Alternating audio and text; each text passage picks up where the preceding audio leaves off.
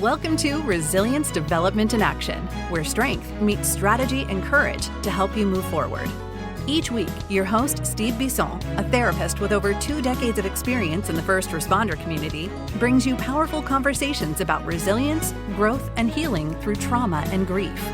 Through authentic interviews, expert discussions, and real-world experiences, we dive deep into the heart of human resilience. We explore crucial topics like trauma recovery, grief processing, stress management, and emotional well-being. This is Resilience Development in Action with Steve Bisson.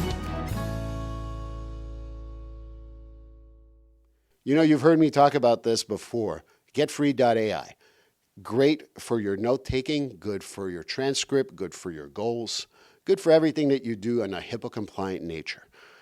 And if you use code STEVE50 at checkout, you will get $50 off your first month. And also, if you get a whole year, you will also get 10% off the whole year. But GetFree.ai has freed me to do more things with my life, including work on other passions. So get freed to do your notes, get freed from doing your goals. GetFree.ai with code STEVE50 to get $50 off your first month. Well, hi, everyone, and welcome to episode 225. If you haven't listened to episode 224 yet, it was Jonathan Kemp. We talked about great stuff, especially with first responders, coaching, and I hope you go listen to that. But with episode 225, I have someone that I've known for a while, Renae Mansfield. She's sitting right next to me. This is our first time in the studio, so if I look nervous, I am. And I'm going to stop looking at the camera because that makes it even more weird because I want to look at my guests. So Renae, welcome to Resilience Development in Action. Thank you. Hello. Well, it's good to have you here and be my first guest in this environment. We're both a little fish out of water here, but I really appreciate you coming on. I know we had a little bit of trouble getting recorded at the beginning of August, I want to say. Yes. Yeah. I'm actually glad that it got canceled because this is really, as much as it's kind of weird being on the cameras, it is kind of nice being the first one. It's nice. Well, I'm happy that you're the first one because I've known you for a while. I think the work you do is exceptional, the stuff that you're going to be doing. And, you know, right before the pre-interview, so to speak, we were talking about stuff that we might want to do together because you didn't know a little bit about my shit. So, but anyway, I know you, but I think that, you know, the audience of Resilience Development in Action want to know who you are. So how about you say a little bit about yourself? Right. So I am, so weird. I don't know to look at the cameras. I'm going to look at you. Yeah, that's where I defaulted. I'm looking at you. So I am a former firefighter-paramedic that has turned to a burnout recovery and nervous system regulation coach. And so now I develop programs for police and fire departments to help wellness and leadership-driven kind of retention strategies. And then I also do one-on-one coaching with individuals, first responders, and high performers to help with their burnout recovery and also teaching them how to regulate their nervous system as well. And then on the side, I also perform and do music with a band, well, call it a band, but my boyfriend and I. So we do musician stuff as well as a side hustle. So it's a little bit of me in a nutshell. Well, you know, I knew all that stuff, and if you weren't going to mention the band, I certainly was. Yeah. And I know you have a lot of experience as a firefighter, and, you know, part of Resilience Development in Action is definitely talking about first responders in particular. But, you know, you're like, oh, gee willikers, Steve, I want to be on your podcast. What made you decide to come on to the podcast? Well, really, I know that we've had a lot of these conversations about changing the culture of first responder, police, fire, EMS, and all of that nature.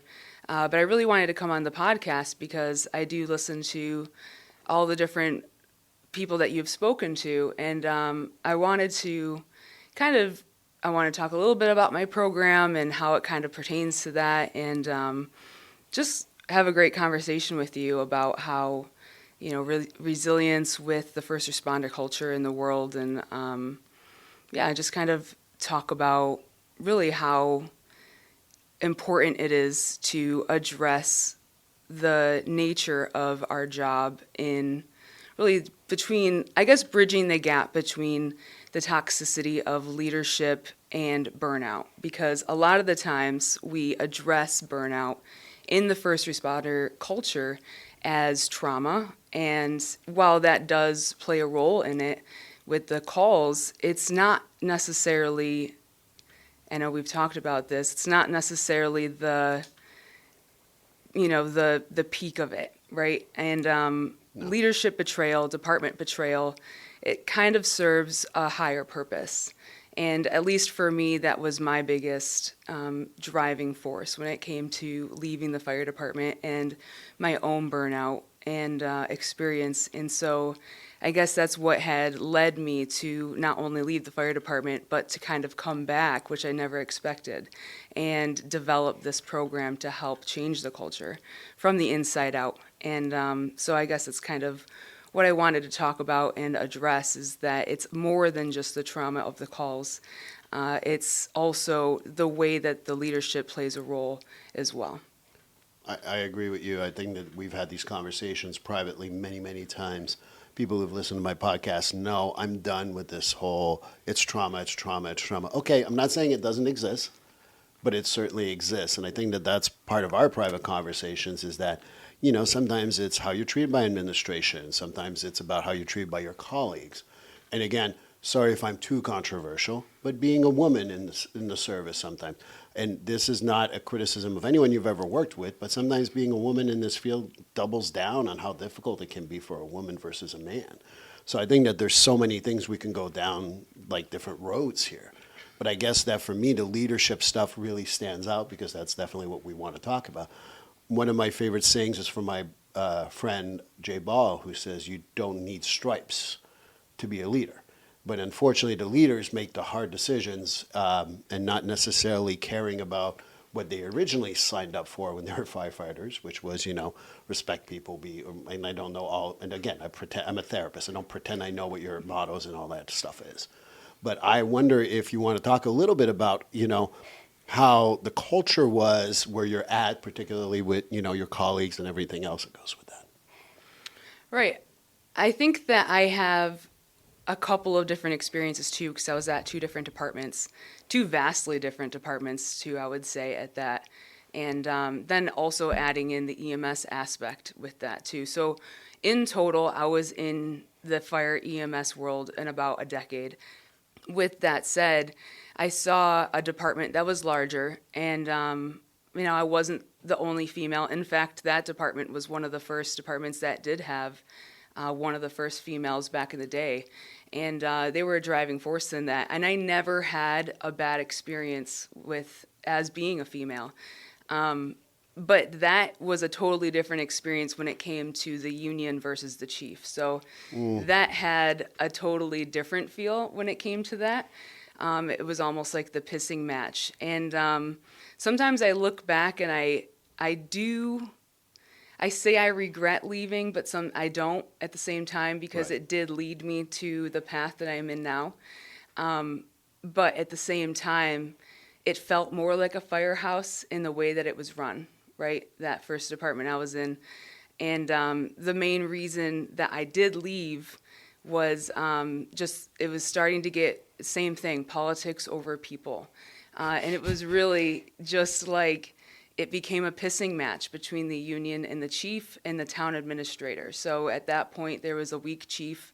So it was just, really, it was like the union against the town administrator and the selectmen. So I was one of the last ones that was hired, so I would have been one of the first one to go had something ever changed. So I kind of was putting feelers out there to change and laterally transfer.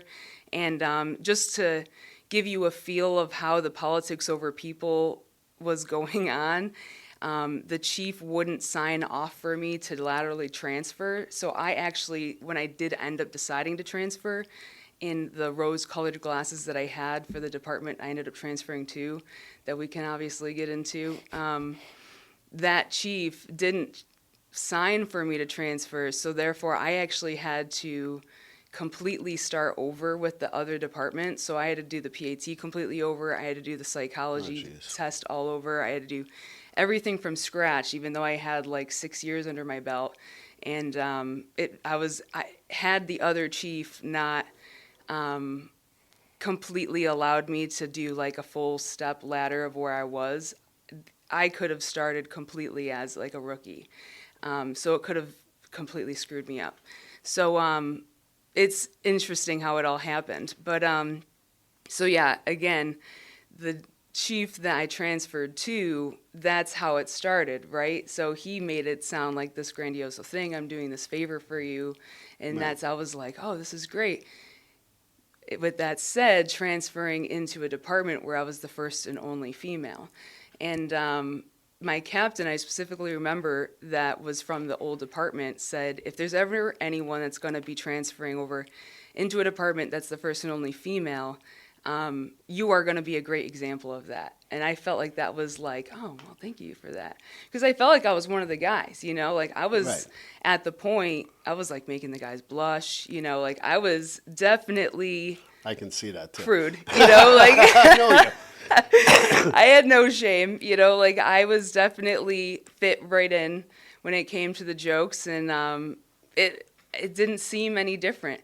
But it's interesting because when I left, or as I was leaving, the dynamics changed, you know, because I was still doing half and half. I was finishing out my few 24s that I had at that last department, and then I was still doing the transfers over into like the 4 weeks of training into the new department.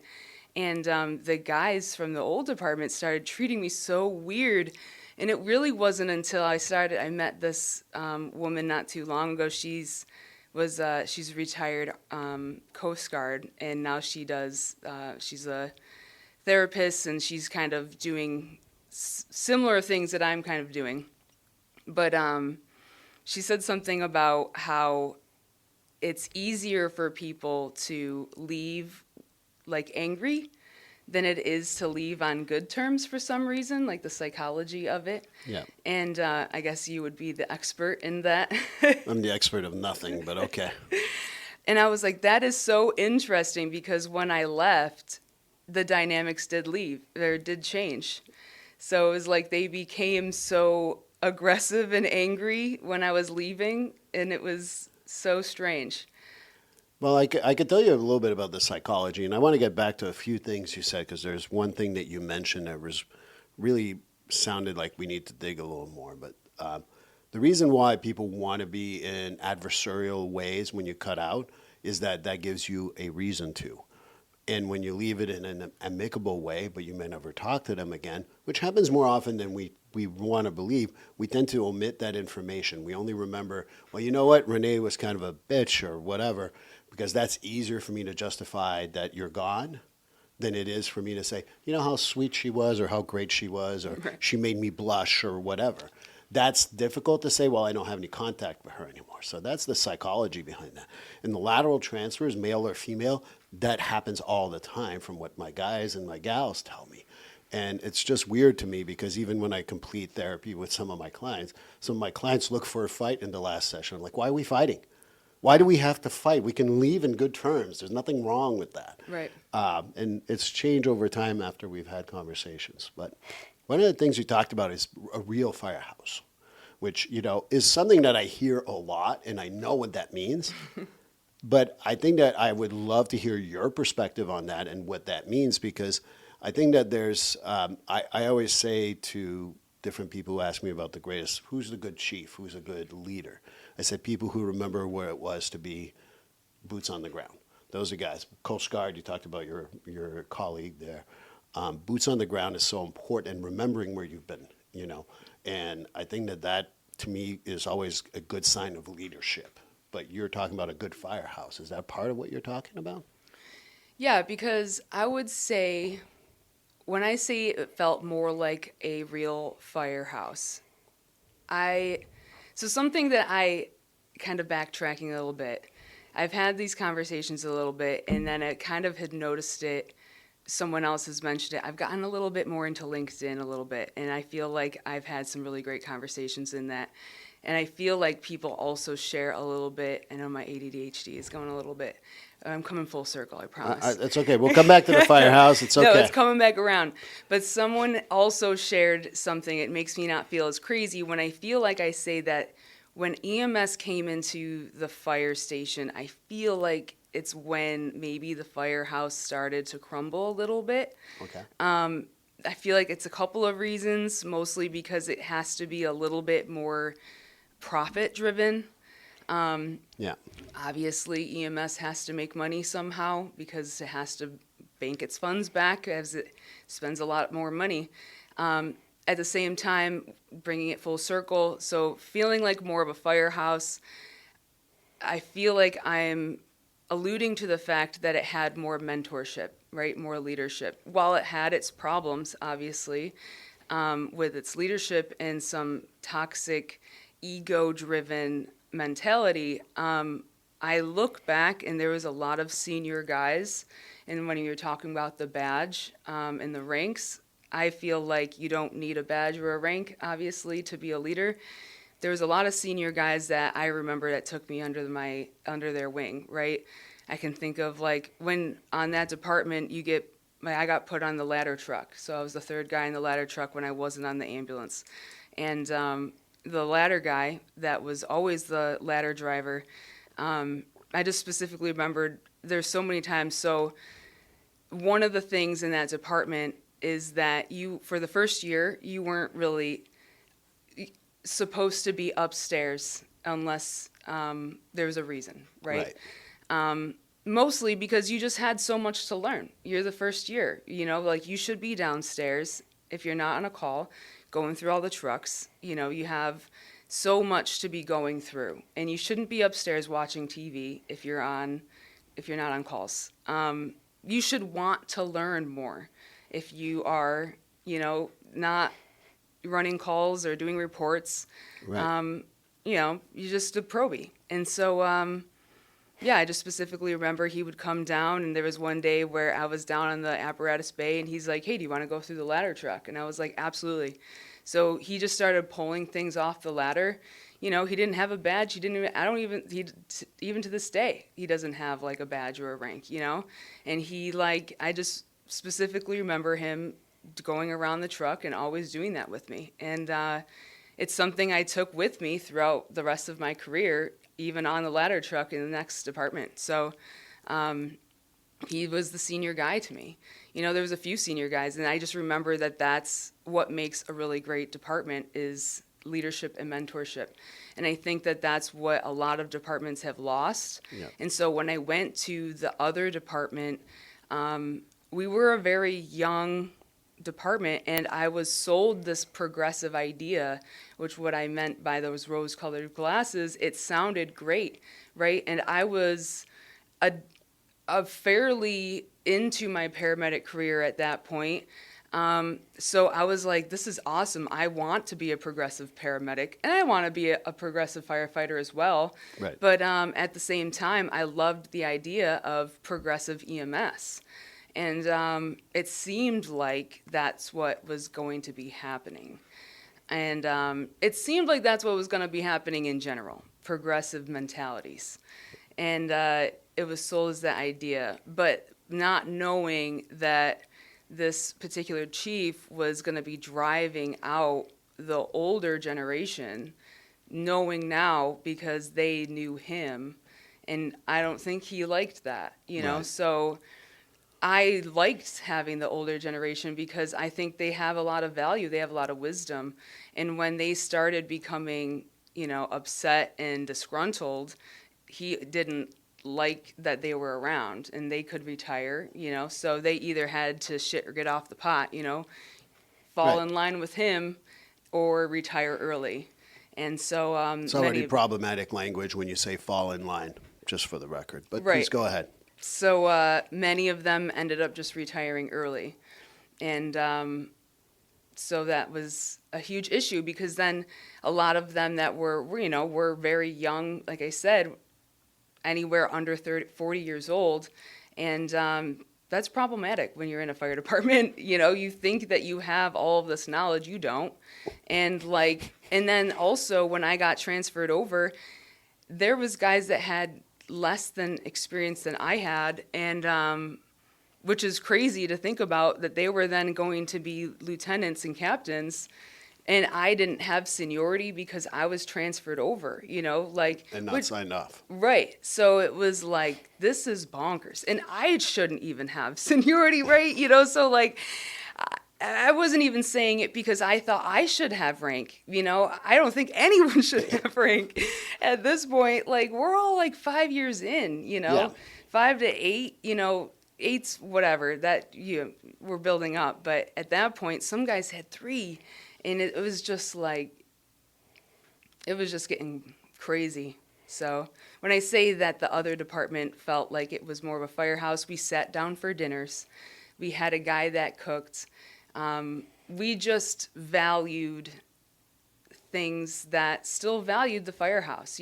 We still sat around and ate together. The probies still took the trash out. Right. We still, I still had to get afternoon coffees, morning lunches. Like, I got stiffed so many times with money because, like, I would still have to go out, pick up the lunches, and all that stuff. But it's like, it is what it is.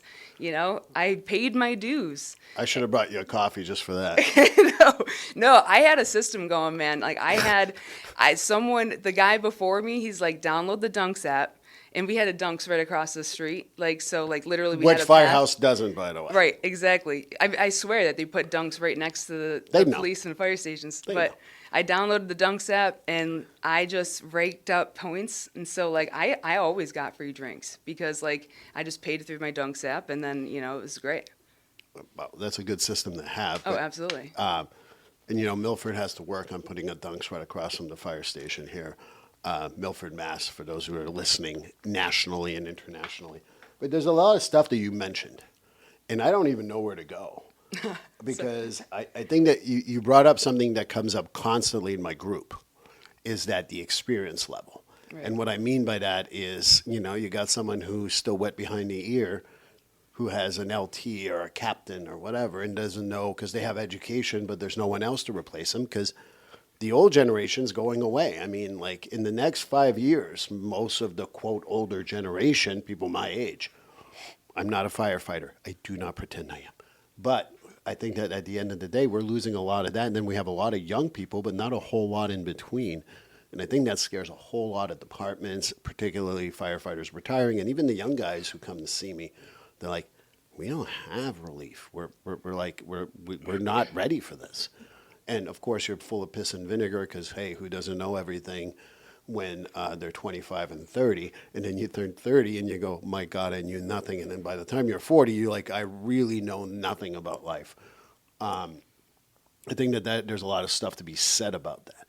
And having leadership that chooses a younger generation, in my view, like having those BLTs and captains and all that, it's a great way to have more control. But that's my 2 cents. Right. You seem to be, go jump in. I want to hear it. Well, no, I just think that it's, especially now knowing, we're just very impressionable, right? Like, I saw a strong union against a weak chief, and I saw in the previous department how much they fought against that chief. And while I know, it did become a pissing match, but still I appreciated the fact that they would fight for us no matter what. It was always the guys, like guys and girls, whatever. I don't give a... But okay, so just for the record, for those of you who don't know, guys also includes the women in departments, and no one's ever offended by that shit. So if you're ever offended by that, write to me, write to Renae.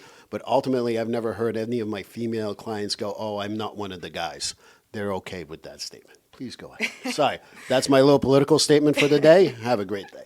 Anyway, keep on going.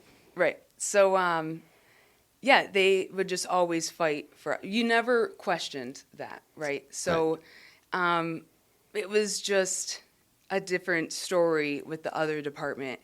And one thing that was getting really frustrating with the other department is when the E-board, being so impressionable, especially towards the end of my career before I left, was that they were starting to get, something was becoming a little off, right? So the our 3-year contract was coming up, and it was just, they were saying that the chief was offering these things just nothing was going to be written. It was all spoken promises.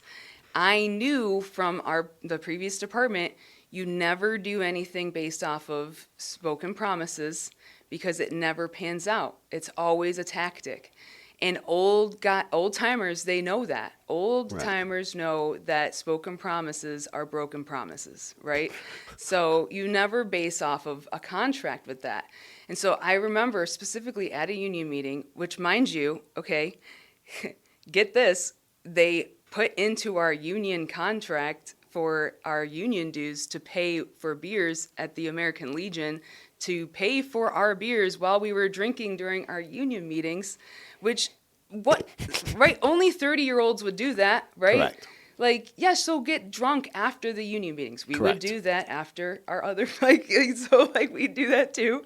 But not during Sorry to break the veil, but yeah. Right, and that's another issue, right? We do that as a coping mechanism that as firefighter or anyone in the first responder realm, that's a whole different issue.